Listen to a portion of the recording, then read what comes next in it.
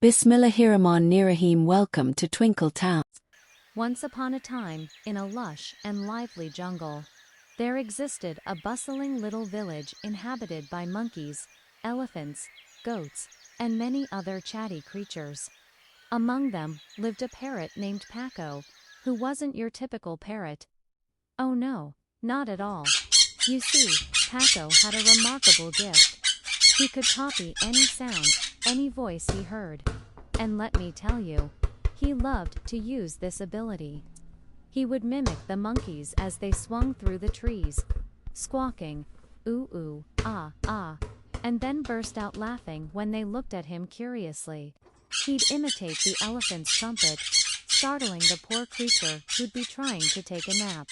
And he'd even copy the goat's baa, which drove the goat absolutely nuts. But Paco's favorite thing to do was gossip. Oh, how he loved to spread news throughout the jungle village.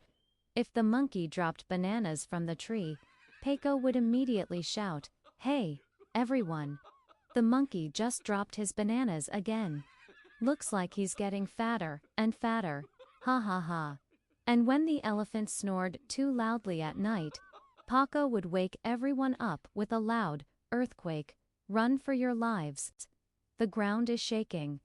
It's the elephant, I tell you, it's the elephant."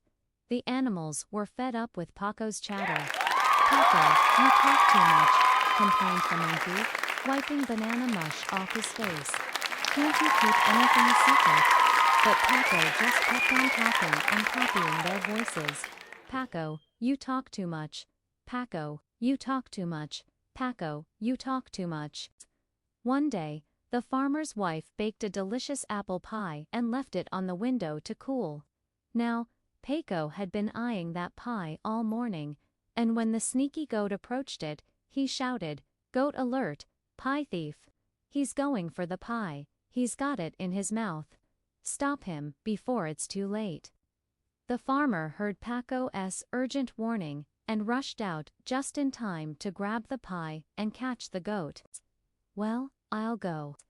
You win this round, Paco," said the farmer, scratching the goat behind the ears and giving it an apple as a reward.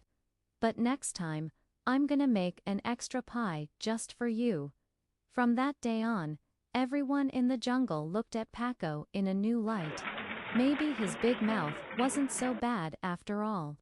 Meanwhile, Paco was still spilling secrets left and right. One day, he heard the monkeys planning a surprise party for the elephant's birthday. "Elephant birthday, elephant birthday," he squawked excitedly, but the monkeys quickly shushed him.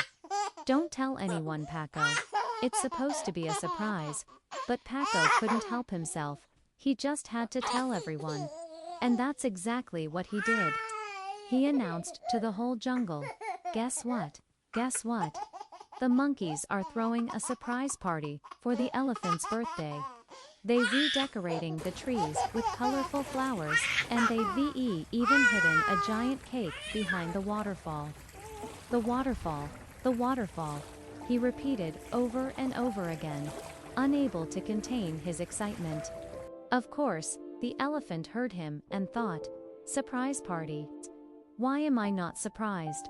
And sure enough, when his friends started singing "Happy Birthday" and the monkeys threw flower petals in the air, the elephant just stood there calmly eating his cake. "Oh monkeys, you should have kept it a secret," he said with a smile. "It's always more fun when it's a surprise."